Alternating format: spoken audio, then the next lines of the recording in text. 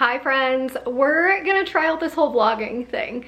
I've been thinking about doing it for a while, doing behind the scenes on wedding days, just dumping all of my information onto a public platform. I get a whole lot out of watching other photographers on YouTube, so we're just gonna see how this goes.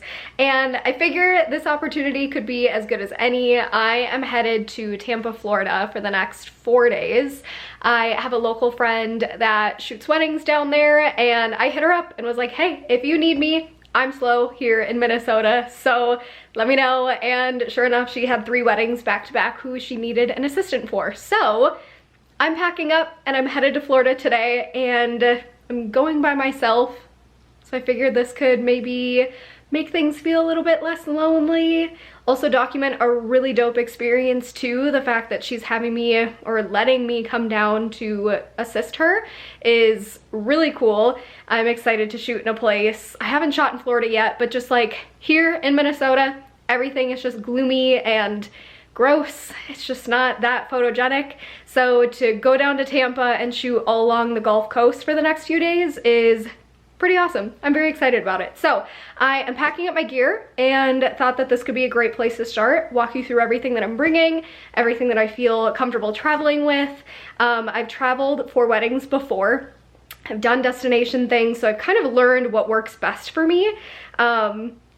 I haven't really taken a lot out of my bag, to be quite honest. I like to have backups of things just in case, especially because I'm not in a home state where I have friends that I can rely on if things go south and I need, you know, a spare flash or something. Someone to come and save me from my misery. But yeah, let's just jump in and see what I'm bringing along with me to Florida. Let's start with the good stuff. I am bringing 2 camera bodies with me, and that's because I love to have a backup just in case. Plus, on certain wedding days, depending on the overall structure, I do enjoy dual shooting. So I have with me a Canon R5. I shoot dual Canon R5, so both bodies are the same.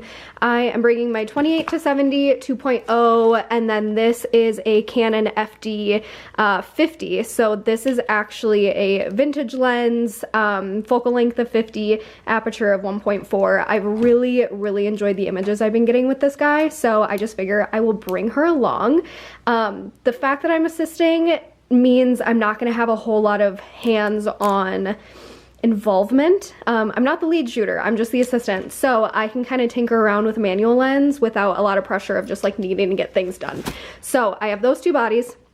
I'm bringing both of my flashes. I have a Godox V1C and also a Canon EL1 speedlight. So these are my go-to. I've had this flash for about 3 years. Love it to pieces. It's just a little bit heavier than my V1C, so I will just kind of flip off and on between which flash I'm using.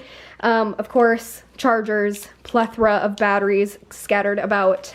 These lens wipes, swear by these. It is ritualistic of me now where I will always wipe down my lens before I start actively shooting on a wedding day. So I brought plenty of those guys with me, especially because it's Florida. It's March. I don't know if it's gonna be humid. I am not a Floridian, so I'm not entirely sure when the humidity really starts to set in. Being along the Gulf Coast, I don't know what to expect, so just having these guys with me in case my lenses do fog up is going to be helpful. I have just like phone chargers. I have a battery charger for my V1C. The Canon EL1 does have rechargeable batteries, and I can just use the same charger that I use for my R5 batteries. So I have that with me, and also a spare flash battery too. So this guy's just a little bit bigger than what would go in my camera body, and this is for the flash. So I have that packed in here.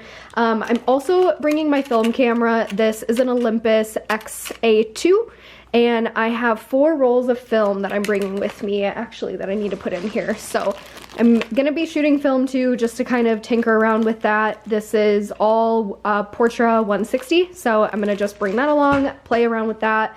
Again, more batteries, and then a dual camera harness. I love Kindly with everything in my body. Love Kindly. This camera bag itself is also Kindly. I have a fanny pack that goes across my chest as well that is packed in my actual carry-on, but this is the harness that I use too. So I am just fully murdered out in all black kindly on a wedding day, and that's just what works best for me. I also forgot to mention I am bringing another FD manual lens. This is the 135 aperture of 2.5. I've also really loved the images I've been getting out of this lens. I just figure during cocktail hour time, maybe even ceremony, it could be valuable for me to put this on, get to kind of the top or the front portion of the ceremony and snap some good pictures of the parents enjoying seeing their kiddos get married. So I'm bringing that guy along, hoping to use it. Primarily, I'm going to be shooting on my 28 to 70. 50 will probably be used for portraits of the couple, potentially even wedding party photos. So we'll just ultimately see what flow I end up going with on the wedding day. It's nice because I have 3 weddings back to back that I get to just kind of play with all of this and see how I implement it on a wedding day. So now that I'm all packed up, I have my carry-on packed, all my personal items, camera bag is locked and loaded. It's time to load up and head to the airport.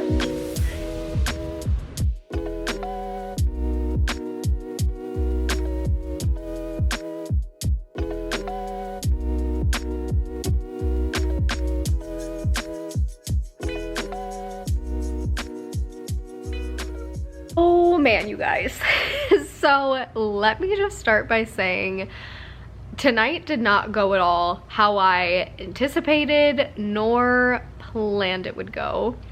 It is just shy of 11 p.m. My flight landed at 7. Now, I had a VRBO all set up, and if you can't tell, this is not a VRBO. This is not.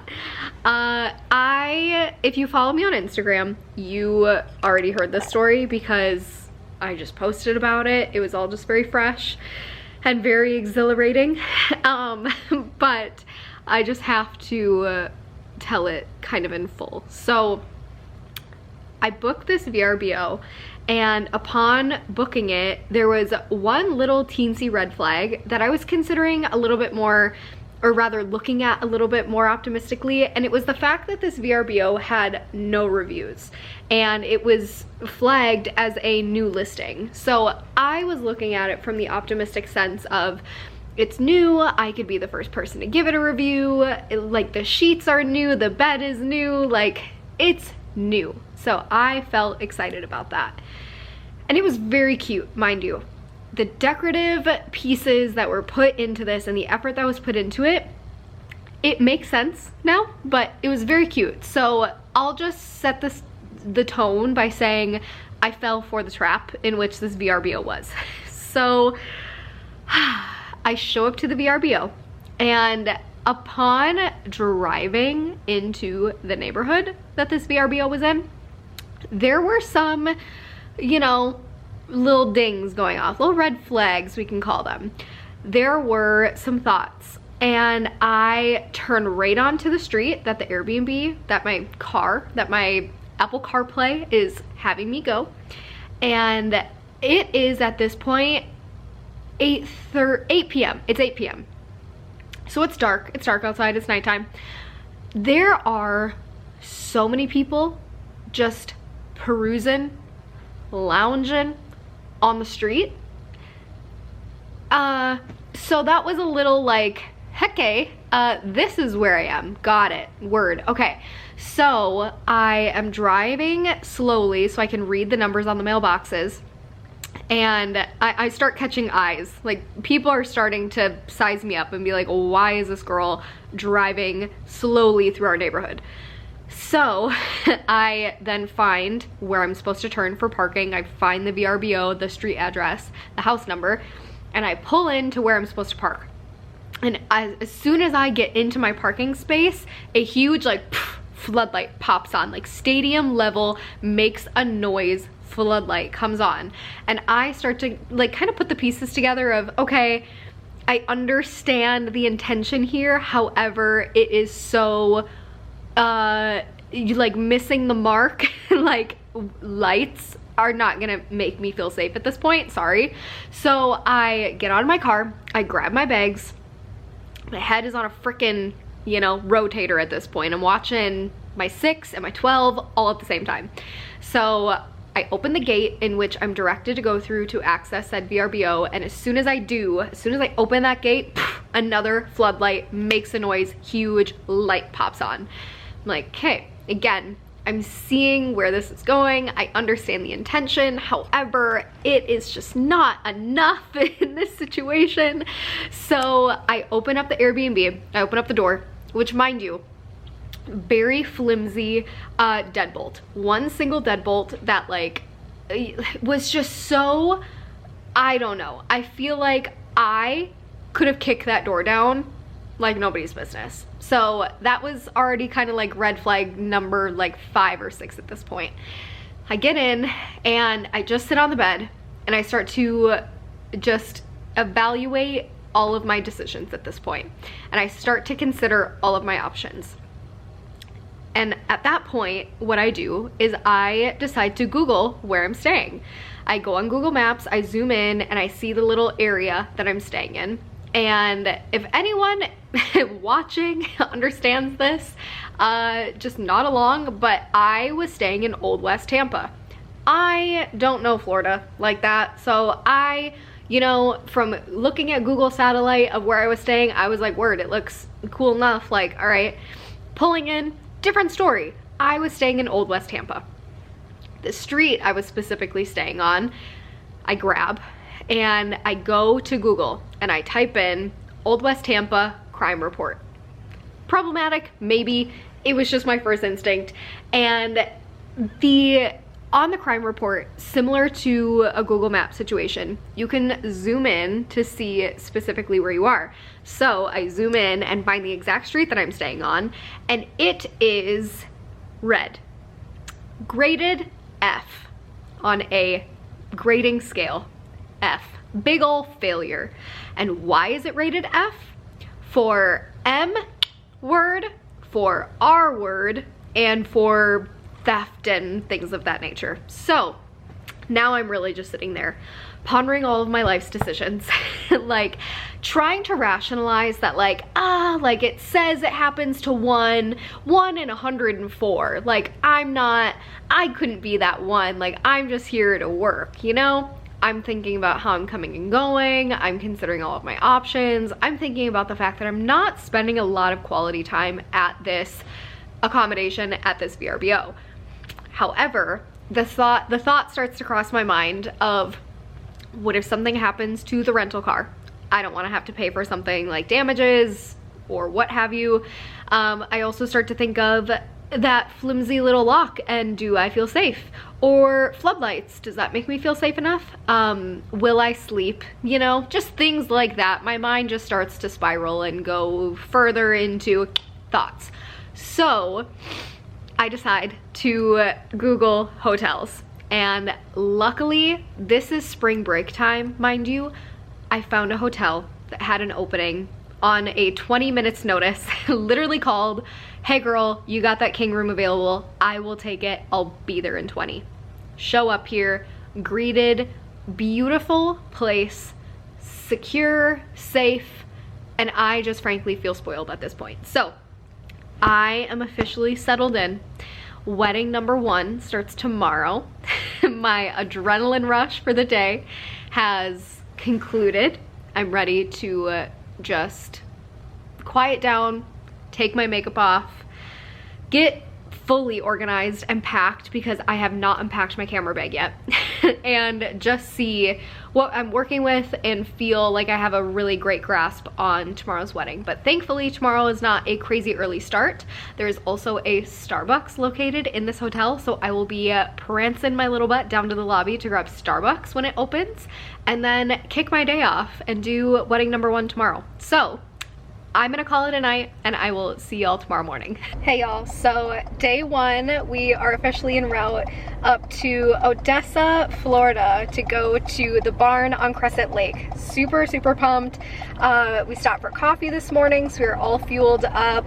Little update on the VRBO situation. They're not doing anything about it. So, although I have given and provided all receipts that they asked for in regards to how unsafe this area is that this VRBO is located center in. They are not refunding me for the stay, and the host also is refusing to refund, which of course the host is, they don't care at the end of the day. This is a business that they're running. They probably have no idea the true climate of, like, contextually where this VRBO is located.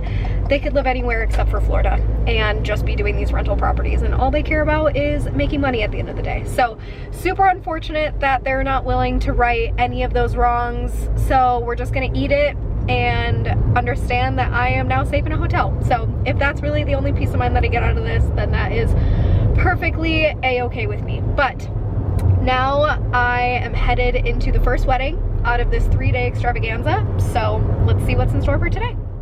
I did not get a lot of behind the scenes footage on this wedding day. However, I still wanted to give an overall overview of what this day looked like. So we started off with detail photos of the dress hanging. We then had the bride come into this old restored boathouse where we chose to do a lot of these photos to admire the dress. We then got her dressed. She did a first look with her bridesmaids, and then we moved on to bridesmaids photos, and then eventually groomsmen photos prior to the ceremony.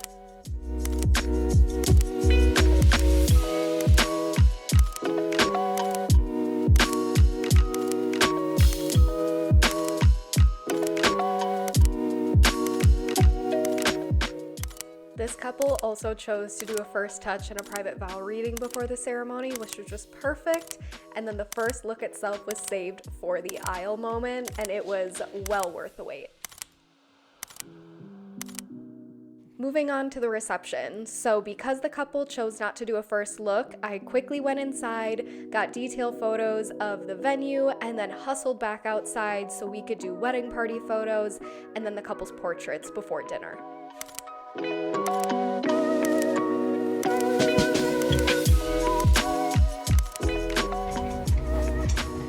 Okay, wedding number 1, done. I give everyone props for being able to do this on a wedding day. Those of you who film behind the scenes, those who think to take out a camera and shoot things throughout the day, it's a lot. I mean, as you know, or maybe don't know, just the hustle and bustle on a wedding day, it goes by quick, and there were a lot of times where I wish I could have my camera out, but it was just not top priority. So I got a little bit of behind the scenes, but not as much as I was hoping to get. So I'm hoping to do just a little bit better on today's wedding. But I had a great time yesterday. Honestly, the lack of behind the scenes should really prove that. Not to say if I get any more that I'm not having as much fun, but I am just gonna be more adamant about keeping my camera on its hot shoe mount on my camera, and this camera on my camera. So I can just quickly turn it on and start filming. So fingers crossed, we will see. But yesterday was great. It was beautiful, and most importantly, my makeup stayed on so well in the 84-degree, not quite humid, but Florida weather. So I'm gonna do exactly what I did yesterday and just hope for the best. So also, mind you, I slept in this shirt. I have self-tanner, so you know, self-tanner girlies, you know, you sleep in a white shirt, it just stains through. So I'm looking a little struggle bus this morning, but it is what it is. Really could not care less at this point. So now I'm just getting ready for wedding number 2, which today we are down in Longboat Key.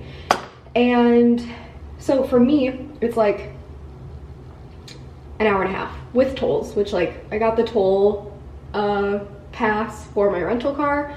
So you better believe I'm gonna take the quickest route down.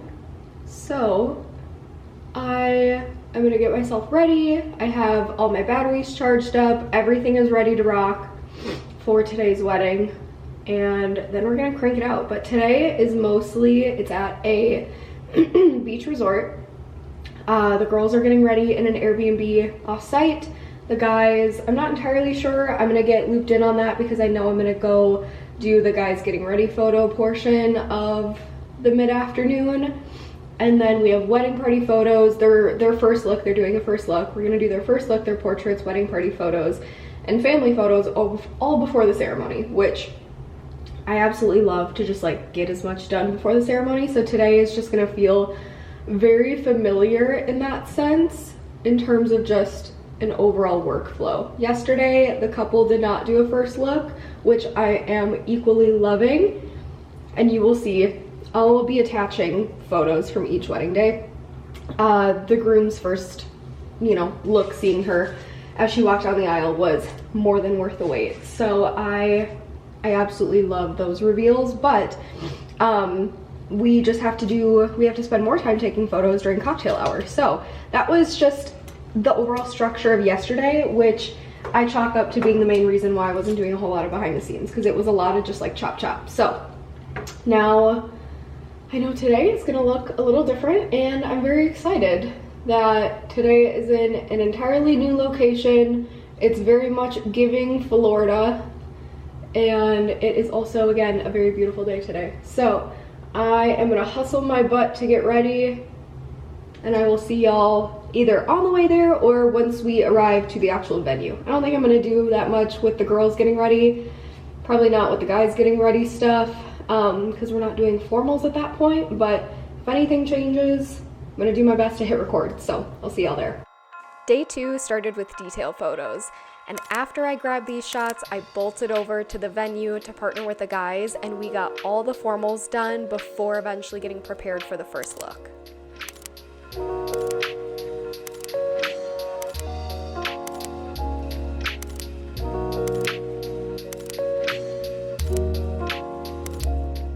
After the first look naturally wrapped up, we finished all of the other remaining bridal party photos. So photos with the bride and her girls, and then the full group. We also got a head start on the couples portraits. We also had golden hour on our advantage, but we got started before eventually moving on to getting prepared for the ceremony, which, oh my God, was absolutely beautiful. I could just die happy over this wedding alone. Cocktail hour immediately followed the ceremony, which about midway through, Jane and I noticed we were beginning to lose the sun, so we opted to do their golden hour portrait session a titch earlier just to get it done and out of the way so the couple could enjoy the remainder of their evening. So you're seeing them greet some of their guests as we usher them down to a great spot for that golden hour session to take place. And as we're just naturally migrating, I'm also just grabbing shots of the reception space itself before guests are allowed to enter, place their drinks, and their personal belongings.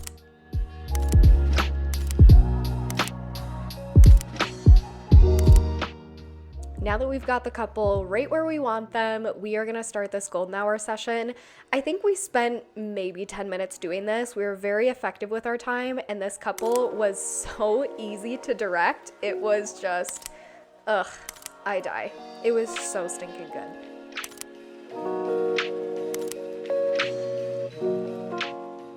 Now that we were done with portraits, it was time to let the rest of the night naturally unfold. Catering was getting salads placed, and then from there, dinner officially began. The sun set, toasts and speeches took place, the couple cut their cake, dancing happened, we partied the rest of the night away, and then it was time to go home and get prepped for day number 3. Day 3 was an absolute vibe. We started off with detail photos as always, before making our way back to hang out with the bride and her bridesmaids, do some champagne photos, and then move on with the groom and get some of his portraits done. After that, we moved back in with the bride and got her into her dress with the help of her mom. We got some of her bridal portraits done, as well as some of her bridesmaids' photos before we got her fully ready to head to the church. So we put her veil in, and then we loaded up on the bus and made our way to the church, which, let me just preface by saying, this church was the most beautifully lit, naturally lit church I have ever photographed in. Now that the ceremony was done, we made our way back to the venue to finish wedding party photos, plus the couple's portraits. Once we were all wrapped on that, the couple was free to enjoy their cocktail hour on the terrace with all of their friends and family.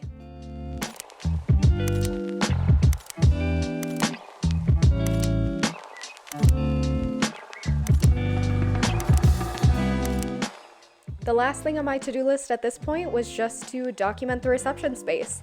So I got photos of the place settings, the floral arrangements, the cake, and the sweetheart table, and then I was done. That was the end of wedding number 3. Hi, you guys. The last few days have been a whirlwind. I don't even think I showed my face yesterday in regards to talking about what to expect, or maybe I did, I don't even remember. Today alone feels like a week all in one. Today was such a ride. It was so much fun, but we started so early that because we started at almost 9 a.m., it felt like the day was split into multiple days. So I am just coming down from that right now. But I can't even begin to explain how amazing these last 3 days have been. The whole vlogging thing, that is a thing in itself. I learned a lot in regards to how to manage things. My biggest thing going into this was thinking I'd be able to vlog in the car on the way to venues, but because I had a rental car that had an entirely different dash setup than what I'm used to, I wasn't able to vlog, unfortunately. So that took away from me being able to feel like I, you know, had a good section of time to be able to sit down without wasting getting ready time and prep time in my morning. So yesterday, the commute time down to the venue was close to 2.5 hours just because of beach traffic. So that in itself was exhausting. The day was so much fun. I'm gonna include like there's iPhone clips. Taking out your phone is just so much more convenient than on the camera, but there's a mixture between camera clips and iPhone clips that you're gonna see that, you know, showed how that day went. It was absolutely beautiful. I got sunburnt, which felt amazing because this is not the season for it back home, so it's nice to actually leave with some color. But Saturday was incredible. Today's Saturday. Friday was incredible. This is like a true testament of like how I'm feeling right now after 3 weddings. Friday's wedding was beautiful. Today's wedding was beautiful, and I am just tired now. I got off a little bit early. The sun is still out, which I could not say about the 2 weddings prior. Last night I got home or back to the hotel, I think around 10 or so, and just immediately showered and crashed. I was so sweaty, so gross, so it was time to just wash it away and go to bed, since today, Saturday, was such an early start. I did not want to feel depleted from the jump the way that I feel now. After being outside for the majority of the day today, and again, like beautiful 80 something degree day, lots of sweat later, I'm pooped. I'm tired. So I am just decompressing now, wanting to show my face, to do something for the vlog. You're gonna see, and if you haven't already, I'm totally unsure about how I'm gonna splice this all together, but there's photos, there's behind the scene clips, and my cup is just full. Like, that is truly the only thing I could say. The wonderful photographer that I worked with throughout the entire duration here, I will link her Instagram below. Her name is Jane. She is amazing. Her and I connected over Instagram, had never met prior to our first wedding together on Thursday. This is where my head's at. On Thursday, and we just immediately clicked. Like, we were meant to be friends from the jump, and we meshed so well and worked together so well throughout the entire term of our relationship over the last few days. It's been so nice to make a new friend, build a new connection within the space, but also I just feel grateful. That's really all I can say. I've worked in other industries where I feel like people just weren't as warm and welcoming as a lot of the people whom I've met so far being in the wedding industry.